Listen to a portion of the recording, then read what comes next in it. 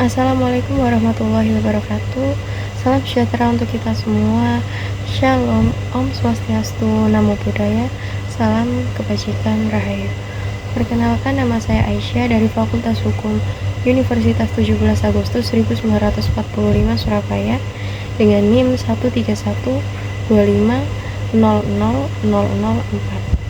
Video ini dibuat untuk memenuhi tugas mata kuliah ilmu negara dengan pembahasan mengenai leadership dan kemungkinan penerapannya di Indonesia. Kali ini kita akan membahas sebuah konsep penting yang menjadi dasar hubungan antara agama dan negara, yaitu leadership. Mungkin kita pernah mendengar kata ini saat membahas isu tentang sekularisme di Eropa. Tapi apakah leadership itu? Bagaimana sejarahnya? Dan apakah prinsip leadership itu bisa diterapkan juga di Indonesia, di mana Indonesia dikenal dengan negara yang religius dan majemuk? Let's find out together. Jadi istilah leadership berasal dari bahasa Prancis, yaitu ligue, yang artinya non-clerical, atau dalam bahasa sederhana tidak dikuasai oleh lembaga agama. Konsep ini lahir dari sejarah panjang Prancis, terutama saat Revolusi Prancis tahun 1789. Sebelum revolusi, Gereja Katolik memegang kekuasaan yang sangat besar dalam kehidupan politik, ekonomi, dan pendidikan. Namun setelah revolusi muncul semangat baru yang terkenal, yaitu liberté, égalité, dan fraternité, kebebasan, kesetaraan, dan persaudaraan. Dari semangat inilah lahir gagasan bahwa negara harus netral terhadap semua agama. Artinya tidak ada boleh agama yang mendominasi kehidupan publik. Puncaknya terjadi pada tahun 1905 ketika Prancis memisahkan undang-undang pemisahan gereja dan negara, yaitu Loi de Séparation des Églises de l'État. Isi undang-undang ini sangat jelas, yaitu 1. Negara tidak mengakui dan tidak mendanai agama manapun. 2. Agama menjadi urusan pribadi warga negara. 3. Semua orang bebas beragama atau bahkan tidak beragama selama tidak mengganggu ketertiban umum. Jadi leadership bukan berarti anti agama, tapi lebih kepada upaya menjaga agar agama tidak mencampuri urusan negara dan negara tidak mengatur keyakinan pribadi warganya. Dalam praktiknya, leadership terlihat dari berbagai kebijakan publik di Prancis. Contohnya, pemerintah melarang penggunaan simbol keagamaan yang mencolok di sekolah negeri, seperti jilbab yang besar, salib besar, dan topi Yahudi. Selain itu, kurikulum pendidikan harus netral dan tidak boleh berdasarkan ajaran agama tertentu. Pemerintah juga tidak memberikan dana kepada lembaga keagamaan. Tujuannya adalah menciptakan public sphere atau ruang publik yang netral, di mana semua orang bisa merasa setara tanpa melihat agama mereka. Namun kebijakan ini sering menuai kontroversi. Sebagian orang menganggap leadership membatasi kebebasan beragama, karena ekspresi keagamaan individu dibatasi di tempat umum.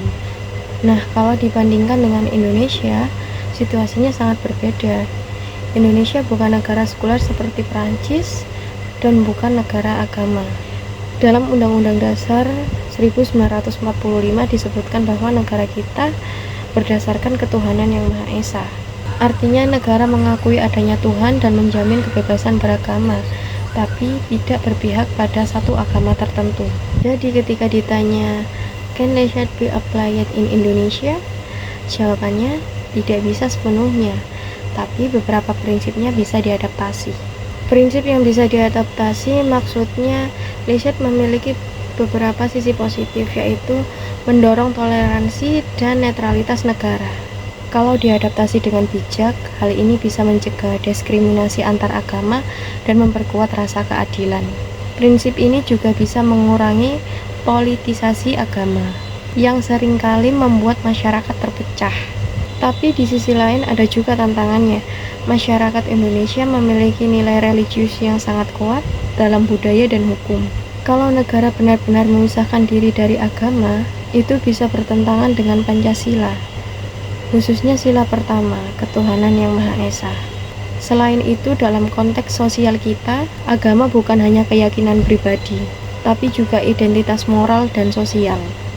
Contoh, misalnya di dunia pendidikan, sekolah di Indonesia boleh saja berusaha untuk netral, tetapi tetap memberikan pendidikan agama sesuai kepercayaan siswa. Ini menunjukkan bahwa negara kita tidak menerapkan leadership murni, tapi model keseimbangan antara nilai agama dan nilai kebangsaan.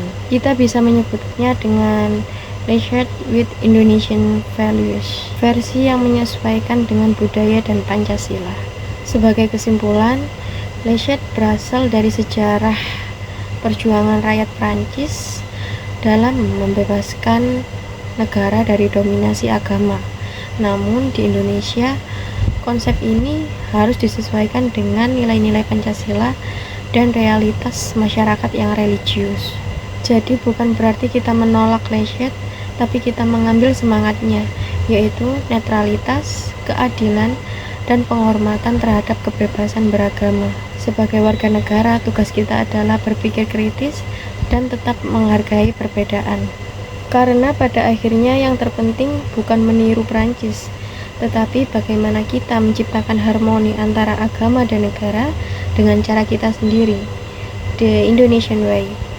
Thank you for watching and see you in the next discussion. And remember, respecting diversity means strengthening unity. Sekian dari saya. Wassalamualaikum warahmatullahi wabarakatuh. Salam sejahtera untuk kita semua. Shalom. Om Swastiastu. Namo Buddhaya. Salam kebajikan. Rahayu.